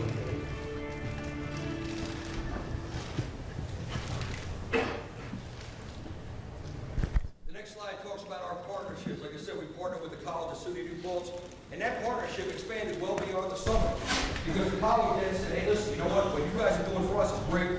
We want to give back to you. So we all of a sudden started receiving meaningful professional development from the college staff. They came in and ran our superintendent's conference days. My teachers started getting meaningful professional development. And quite frankly, we talked about that business side of things. It didn't cost me anything. All right? So in terms of my high school budget, this was an opportunity not only to provide meaningful professional development for teachers, meaningful professional development for students, and then it got expanded even further. So then they started saying, Hoppy, listen, you know what? How do we get your students on our campus to actually become almost like field tests for their college students? So our kids then go on to the New Paltz campus, and they had great experiences, which paid dividends because then, you know what? When our kids applied to these colleges that they had partners with, the dean of the School of Education said, oh, hey, listen, you know what? Aaron Hopper, he recommended so-and-so. Well, all of a sudden, these kids started getting accepted more frequently. We have students right now who are coming back to our districts applying, all right, to teach in our schools, and they have graduated these academies. And that ultimately is pretty reassuring because you know what, at the end of the day, you want a validation. You go back to the 5 R's. You want to see some sort of assessment, all right, results. All right, what are the results? Are we getting kids who say, listen, you know what, I want to go with the teacher. And you know what, some kids take these academies and say, boy, you know what, I don't want to teach. Because the reality is, a lot of these kids that go into education, they're in track classes, even though we don't use the word tracking anymore. You know what, they're in groups of kids with their peers who are college career readiness classes. And all of a sudden, they got to teach a bunch of people who are no longer like them and they're disruptive. And they're acting foolish in the back of the class, and they realize, oh, wait a minute, management is not easy. Teaching is not easy. And if you don't come up with an engaging lesson, guess what? These kids can be terrible. And I got to tell you, as an administrator, if my boss doesn't come up with an engaging meeting, I'm terrible. You know, and trust me, it happens. So what happens with kids is very simple. They want to be doing something special. They want to be engaged. Go ahead, Rick. So we took what we did with our kids, and we divided up into actual faculties. When you actually see the video, you see kids wearing different colored uniforms, different colored T-shirts. All right. That T-shirt makes them part of a different faculty. Each faculty then created whatever project or whatever lesson they were working on. So instead of being one individual student delivering instruction to a summer school class, you had 4 or 5 of them working together with the goal of teaching that lesson. They obviously talked about basic philosophical beliefs of education, and because it was summer, and I told you about summer in our administrative state of New York, all right, we had relaxed time, all right? All of my colleagues were relaxed time. So it was very easy for me to reach out and say, hey, listen guys, guess what? Relaxed time's over, I need you to come help work with my kids. All right? And they liked it. They enjoyed it because you know what? Even though it was relaxed time, most people still believe, most good educators want to get back to kids.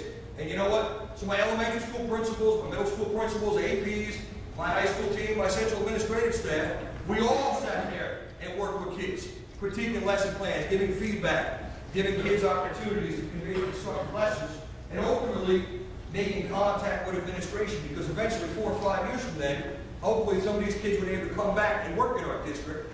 So having the ability to have a contact with an administrator was positive. In addition, those contacts benefited not only administration, but future students, because what happened was, they said, hey, listen, Poppy, you've got some really good kids in this academy. Can I have these kids come and work? You know what, hey, listen, we just laid off all these teaching assistants. You know what? These kids can come into my elementary school classroom and help support my reading initiative, or help support what I'm looking to do in these learning groups, or these stations that I'm running over here. So the teachers really got a benefit out of working with these kids as well. We talked about, obviously, multiculturalism, diversity, education. In our diversity fair, we talked about we had 300 plus students. Recently, we had campers who went from there, we're now by high school, and they take the Excelsior education program, which we'll talk about later on, which is field work for seniors, and they say, I remember going to that diversity fair when I was in 3rd grade. and this is what it meant to me, or this is what it did for me. And you know what? You take that feedback, and some things was positive, other things we need to get better at, and it gave us opportunities to grow and learn from students and their feedback. Go ahead, please. As you can see, some of our key speakers, our new, Michael Rosenberg is Dean of the School of Education right now in New Paltz. We saw Bob Michael, who was the prior dean. Those opportunities to partner with these leaders in schools gave us tremendous benefits for kids. When I told you about bringing students back, I was actually a student in New Paltz about 3 weeks ago for a multicultural conference. We brought a whole bunch of speakers. We didn't have to pay for those students to go to those workshops. The college paid for those kids to go to the workshop. They spent the entire day immersed in these college level classes, and especially the educational students, God bless you, they were actually able to go into teacher classrooms, all right? We went into a class on elementary science, technology, engineering, and math, STEM they called it. And basically these kids were looking at, which I thought was awesome, maybe you guys have this out here in Kansas already, but I didn't see it in our area. Basically little microscopes with $100 a piece they plug into the laptop, and they were examining lima beans. And it was pretty cool, and I was like, wow. I'm like, here I am spending all this money on formal microscopes and having to have them serviced every year, and you guys bought these microscopes that hook up to your Chromebook, and elementary school kids are using them. What an awesome opportunity. So again, that give back from going to the college setting gave me an opportunity to learn and grow. It gave our kids another opportunity experiences to see and learn and do different things in terms of like 3D printing and things of that nature, which we kind of got into recently. So you can see also, here's a look at some of our pictures. The kids again, you see the different color faculties. They're working with administration. In the top left is my former superintendent who's retired, working with kids. And again, it was an awesome opportunity for administrators to give back to kids. Because you know what? That's really what we're here for. We're here for what's good for children. Go ahead. The picture of the diversity fair, get the kids all excited. Kids doing their activities. They actually, when all was said and done, I was a little surprised because I'm thinking to myself, boy, some of these activities were pretty benign. They're very simply put. And you know what? The kids had such a great time. They were blindfolded. And all of a sudden they realized, wow, this must be what it would be like to be disabled. Because you're a parent. And that was something different. I never really understood that process. I'm a young man at my high school right now who's visually impaired and walks with a cane. And I got to tell you, it gave me a very different perspective. We had a wellness day not long ago in the high school with one of the teachers who does visual art, for disabled people. What she did was she took sunglasses, she used sandpaper, scratched the lenses on them, and she made the kids wear them, and then try to paint them. And it became a whole different perspective for students when you realize, wow, guess what? It cannot be easy to paint when you can't see. And it gave these kids a great opportunity to experience different perspectives. Go ahead, please.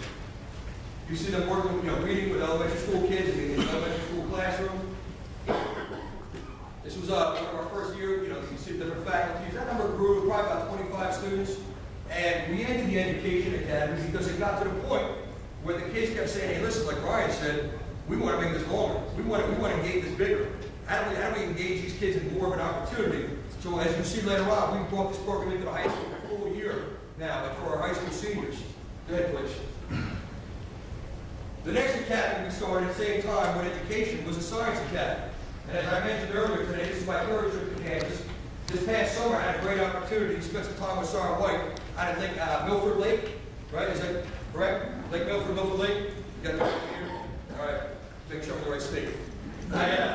Great opportunity. What a beautiful place. And I said to myself as I'm out there, and I went to the nature center out there, I said, boy, what an opportunity the Kansans have to create a science academy. So let me show you our science academy. What we did was, again, we talked about core courses, right? So law, academy, social studies, education, really aligned with English, reading and writing, literacy. And then we said science. Ours, so you guys have Milford Lake, we have Lake George. We still have the Adirondacks, beautiful lake. And then if you go a little further past Lake George in New York State, you have Racket Lake, which is an absolute beautiful mountain lake. And you know what, it's about 4.5 hours from where we're located currently. So what we did was we put the kids on a bus. They have an outdoor education set up there, SUNY Cortland, SUNY being State University of New York system, Cortland, one of the colleges. And they said, hey, listen, we would love to give your kids credit for field biology. All right, and I think about that process. Imagine this, you're a student, and you know what? Growing up in the Bronx, I realized very candidly, my English was never going to be great. I was going to defend math or science. And you know what? Since I had spent time all over the world in the Army, I became a social studies teacher. But had I learned science this way, I might have become something different. And I think to myself, imagine having that opportunity. You go on Milford Lake, and the lake becomes your classroom.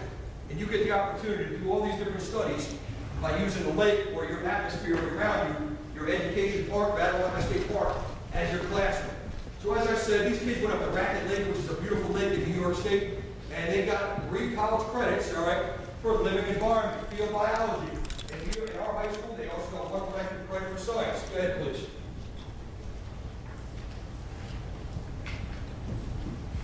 These are the images of the Pine Bush High School Summer Science Academy. Their mission, to seek out new life forms, to explore the environment, to boldly go where no one has gone before. Here we are, we're at Racket Lake, SUNY Portland Outdoor Education Center. The beauty of Racket Lake is there are so many different habitats for the kids to study. We started out the first day of the course doing a hike up Blue Mountain to look at the change in the species of organisms as they go up the mountain. And from the top of Blue Mountain is a vista, and right in the middle of that vista is Racket Lake. And we tell them that's where we're going to stay. I think they're totally surprised at how nice the facilities are, and how beautiful the lake is, and the mountains, and the Adirondack air.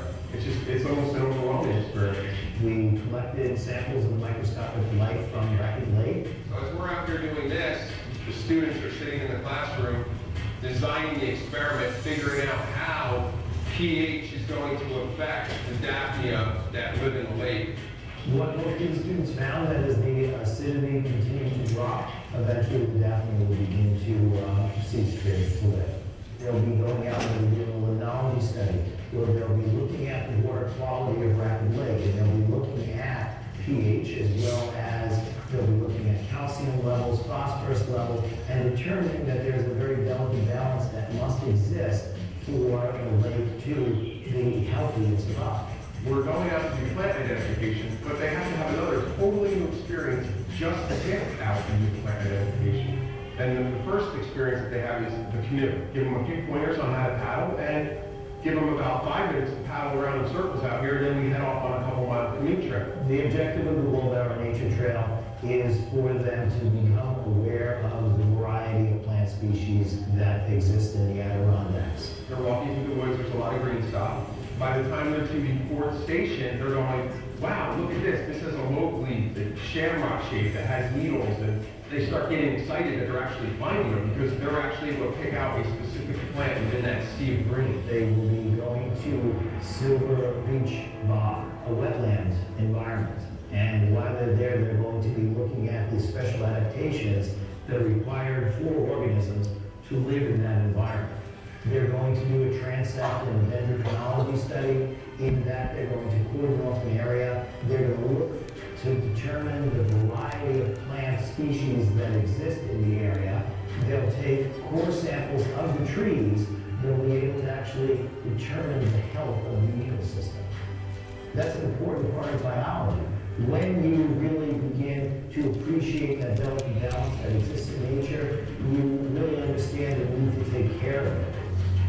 In biology, they learn about what happens to plants as they go up a mountain, and they look at pictures of it. Here, we take them up a mountain, they look at it, they photograph it, they document it, they experience it, they get to actually do it, and they'll never forget that. Once you've actually done it, you'll never forget. I think that's probably the most important thing that they say. Once you actually do it, you never forget it. When you give kids that opportunity to go out and do this and make the classroom become alive, it really makes learning take hold. And what I realized with the Science Academy was that, again, you put kids who, quite frankly, to me, canoeing is something that was a little atypical. I was a little nervous. I'm looking at a kid. There are other kids who, that was awesome.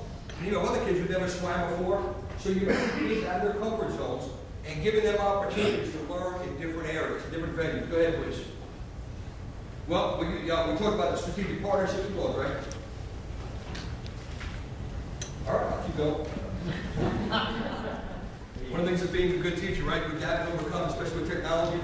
So, when you look at the content of our academy, you guys have very similar, geographic regions here.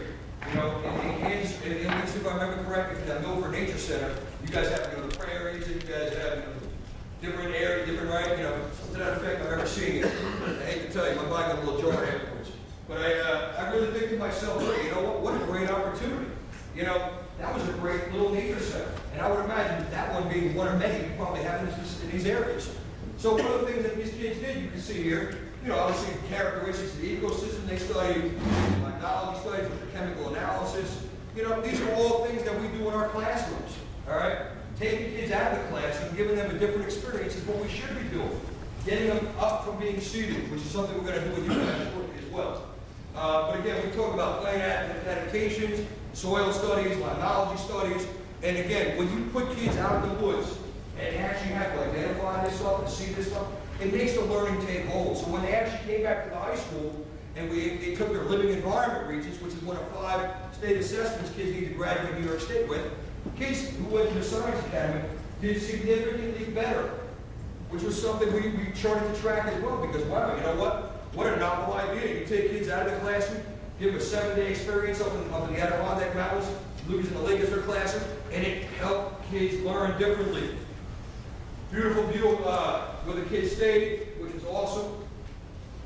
Kids actually working up in the woods, on the boat, you know, and again, this is just a great opportunity. And I know Acorns, where I stayed on Milford Lake, had the pontoon boats. It very much reminded me of what we did over Racket Lake.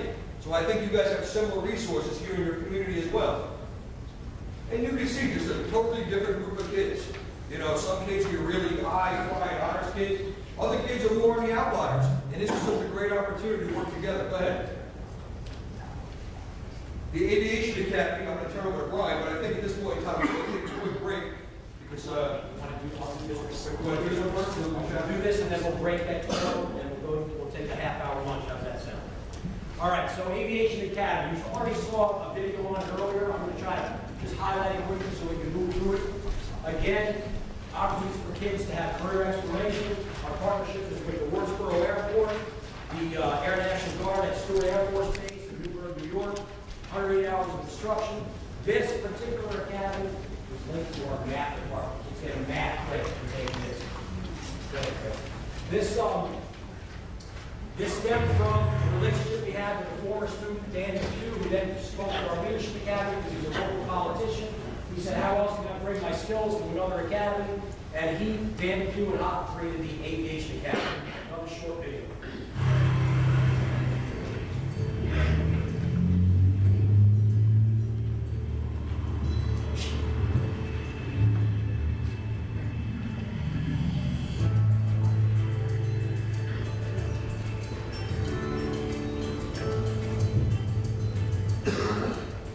The Academy was designed in a way so that whether you wanted to just be an airplane enthusiast or you actually want to have a career flying airplanes, you kind of get a well-rounded educational aspect of all parts of aviation. Each of the students goes through a 2-hour ground school every morning. Then they all get an opportunity to fly the gliders here at Wurtsboro. But it's really important that we understand how gliders work, what the principles of flight are, the maintenance that goes into the airplanes, how to properly pre-flight an airplane. When we tell them off, we release them at 2,500 feet above the ground. They actually get to control the stick of the pedals and understand exactly how the ailerons work, exactly how the rudder works. And they can feel all of that. And that's an experience that you can never get taught just by being in the classroom. It's something that they can feel and experience. Students get a nice lunch and lecture. They get to listen to somebody who's a professional in the aviation field. Everybody from aircraft maintenance professionals all the way to the FAA. The math topics were definitely specific to aviation. Some of the topics included were rope strength, glide ratio, weight and balance. We learned how to read compasses and what those directions mean. The Aviation Academy has allowed the kids the opportunity to see many of the career fields that are involved in the world of aviation. We visited New York State Police Academy and were able to see the helicopters there. They went to Stewart Air National Guard Base, where they were able to visit over a dozen career fields associated with the C-5. I had the opportunity to school the kids essentially on a little bit of military life, and the culmination of their tour was getting a tour on a C-5 and using the flight sim. So it was a great opportunity for them and us as well. The children absolutely loved being in the flight simulator. Many described it as a big video game, but thought that the experience was once in a lifetime. At the end of this process, they're actually going to be able to take their pre-written exam. Everyone who's ever going to become a glider person is required to take that pre-written exam before they're signed off by an instructor. And this is not just something, just for fun or something that's nominal. At the end of the day, they'll walk away with experience that they'll be able to take into a career in aviation or for fun in aviation in the future.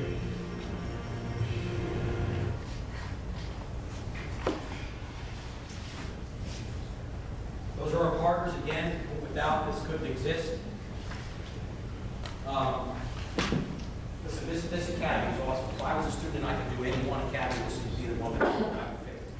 They get to go up in gliders. They get to go to an aerodrome and see old antique aircraft. They get to visit the Air Force Base. There's a trip to West Point. Everything that we can do to get these kids exposed to careers in aviation, not just being a stick and rudder person, but being a mechanic, A&P license, all that concept. Very enriching. Again, some of the key speakers, one of my favorite people on here, I'll say it loud real quick, is Colonel Donald Bernstein. He is a retired U.S. Army colonel, was a combat pilot in Vietnam, and currently runs one of the JROTC programs for a different high school in Orange County, but is always there for us when we need him to talk to kids about aviation or leadership. And some of the NCOs that work with us in the summer when he comes to talk to our leadership academy, always say they're proud to see an old-timer in uniform like that, still bringing it every day. So, next slide. So, just some pictures of the kids with some of the aircraft at Wardsboro or at the New York State Police hangar.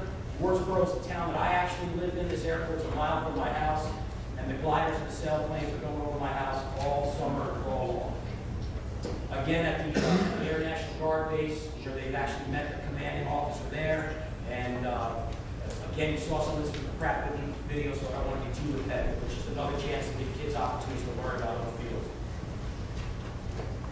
Let me just, I remember when I went to my superintendent about doing an aviation academy, and I said, Phil, I said, listen, I said, we're going to give kids an opportunity to fly a glider.